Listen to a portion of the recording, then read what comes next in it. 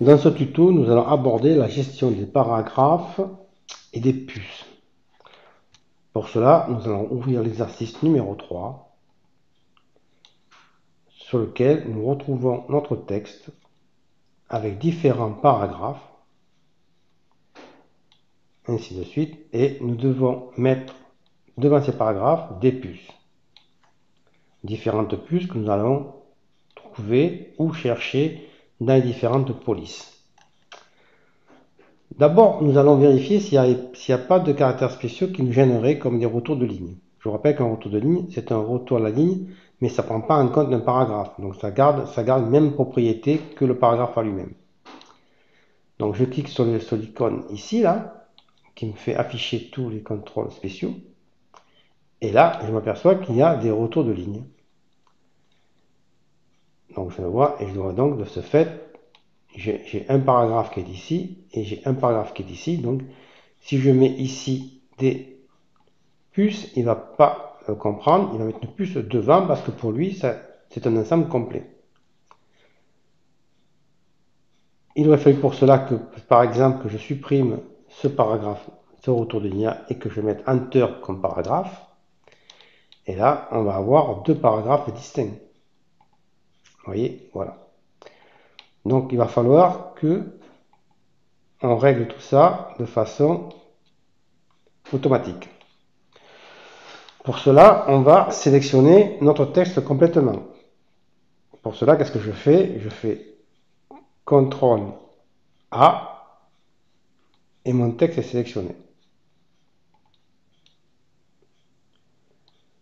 Je vais dans Remplacer. Et là, dans Remplacer, j'ai deux solutions. Soit je vais dans Plus et je vais sélectionner ici un caractère, un saut de ligne manuel, que je veux remplacer par spécial un marque de paragraphe. Donc, vous voyez le petit symbole avec L comme Lyon et le petit symbole avec P comme partie ou Paris, comme vous voulez. Donc ça, c'est la première fonction, c'est la plus simple, mais ce n'est pas la plus rapide. La deuxième option, c'est de dire que je vais, sur mon clavier, directement taper ici le petit C et je vais faire L. Vous voyez, automatiquement, il me met le même symbole. Sur le deuxième, je vais faire pareil, le petit symbole et P. Une fois que j'ai fait ceci, j'ai plus qu'à faire remplacer tout. Et là, il m'a remplacé 26 remplacements dans la sélection. Je fais fermer et on s'aperçoit effectivement qu'il a mis des paragraphes à toutes les lignes. Pour l'instant, ça ne nous gêne pas trop, mais il va falloir qu'on reconstitue nos paragraphes par eux-mêmes, parce que là, il y a des sauts de ligne. Donc pour cela, qu'est-ce que je vais faire? Je vais d'abord supprimer l'interligne. Donc je vais ici dans Style et je fais sans interligne. Comme ceci, je n'ai plus que les lignes qui se chevauchent. Et là, je vais me positionner à chaque fin de ligne de paragraphe et faire entrer. Donc là, c'est trois brosses différentes, par exemple. Je me mets ici et je fais entrer. Je crée automatiquement. Je vais liste de matériel, je fais pareil. Et ainsi de suite jusqu'à la fin, puisque là, je fusionne, c'est ici. Noir, apparemment, il faisait partie du suivant. Donc je vais supprimer le paragraphe. Je vais aller sur terre d'ombre et je vais faire Enter. Ainsi de suite. Ainsi de suite. Voilà, donc j'ai tout fait manuellement. Maintenant, je vais pouvoir désactiver mes caractères spéciaux, là, l'affichage. Et je vais mettre mes puces. Donc là, ma première puce, ici, c'est un rond. Donc je vais faire ça. Je vais sélectionner ma puce ici. Et c'est un rond qui est ici. On s'aperçoit qu'il y a plusieurs dimensions du rond. Ce n'est pas grave. Je clique sur le premier rond. Et là, je vais descendre ma police à 14. Voilà. Le deuxième, c'est une flèche ouverte. Donc je sélectionne pareil. Je vais dans mes puces ici. Et je vais sélectionner ma flèche. même souci, je me mets sur ma première puce, et là je vais réduire à 14, et comme ça il va se mettre tout seul. Vous voyez qu'automatiquement on arrive à faire des choses qui sont pas mal. Le blanc, c'est un cycle de validation. Le cycle de validation, c'est pareil, on va le retrouver, pas ici, mais on va le retrouver ici. Voilà.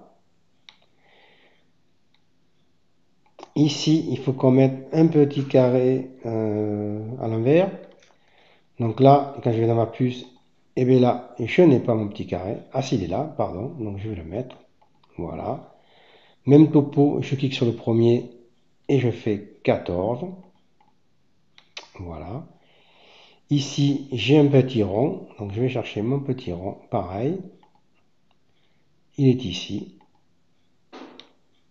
Même principe, hein, je clique et je valide 14. Voilà. Et ici, c'est une petite flèche qui va vers le haut, vers le bas, vers le haut, pardon. Donc je sélectionne, et je vais la chercher, et là, je ne l'ai pas. Ah, ça c'est un peu embêtant. Dans ce cas-là, je fais quoi? Je vais dans définir une puce, symbole, je vais cliquer sur symbole, et là, je vais chercher ici ma puce Winding.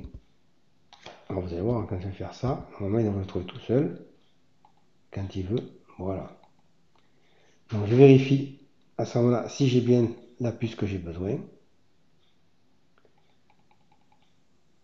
Elle est bien ici, on la retrouve ici, donc je vais la mettre et je fais OK.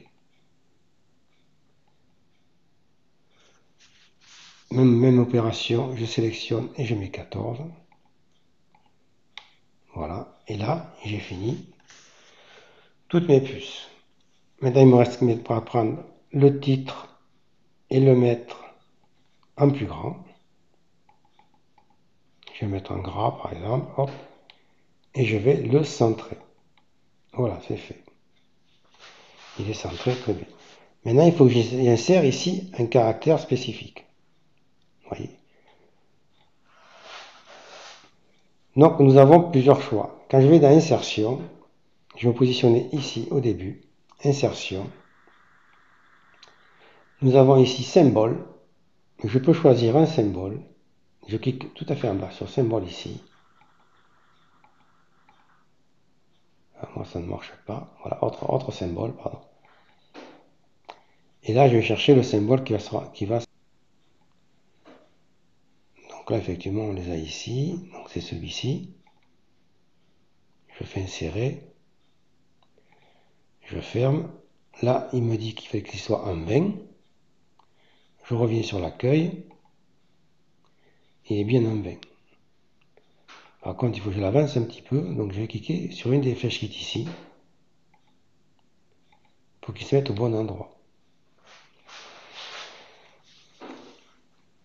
Le deuxième, c'est un ciseau. Et bien c'est pareil. Là, je vais faire Enter pour passer une ligne à côté. Je vais chercher Insertion.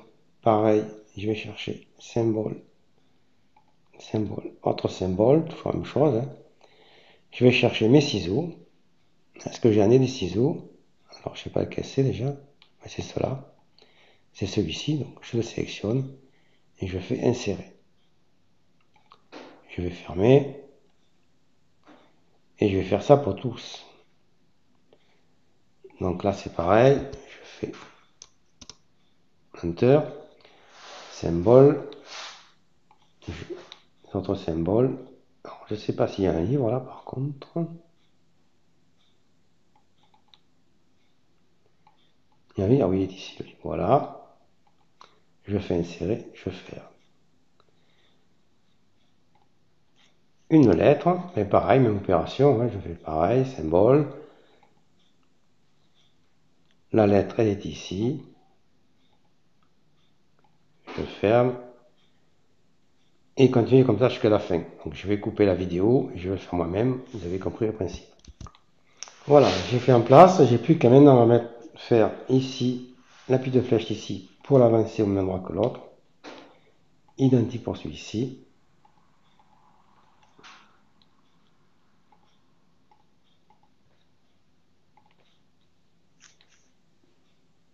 Je vais continuer de le faire.